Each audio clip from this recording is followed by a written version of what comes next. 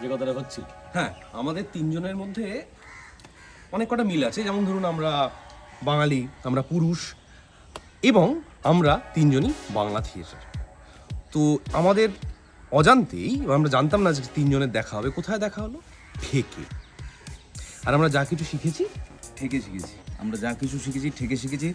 এবং আরেকটা মিল আছে, আমরা তিনজনই মফস্বলের। ও সরি, না, দীপদা তো কলকাতা। না, আমি কলকাতার ঠিক নয়, আমি কলকাতার মফস্বল, মানে বেহালা থেকে কলকাতার মোজা বলা যায় যেটাকে আর কি। তো আমি আমাদের মোজা বাবুকে একটা কথা জিজ্ঞেস করতে চাই। তোমার শুরুটা তো থিয়েটার দিয়ে, এবং তারপরে কি অডিওর কাজ? হ্যাঁ, শুরুটা থিয়েটারে 2005 সালে বলতে পারো, গ্রুপ থিয়েটার করা। তারপরে বহুদিন ধরে থিয়েটার কাজ করতে করতে অডিও স্টোরিতে আসা, এবং অডিও স্টোরি কাজ করতে করতে অডিও ফরম্যাটটাকে নতুন করে শেখা। বুদ্ধর গল্পটা কীরকম? আমার কথা বলতে গেলে বলতে হবে তথাগত চৌধুরীর কথা, সংগ্রামের নির্দেশক, অভিনেতা, এছাড়াও ফ্রিল্যান্সার একজন খুব ভালো অভিনেতা। তিনি আমাকে প্রথম অডিও স্টোরিতে কাজ করার জন্য সুযোগ করে দেন। তারপর তো গোধূলির সোর্সে গপ্পমিরের থেকে এসে কাজ করা। অনুযায়ী তোমার?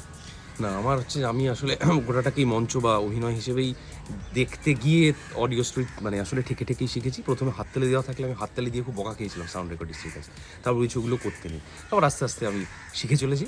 তো আমাদের যে দুটো দাবি আছে সেটা একটু বলে দাও।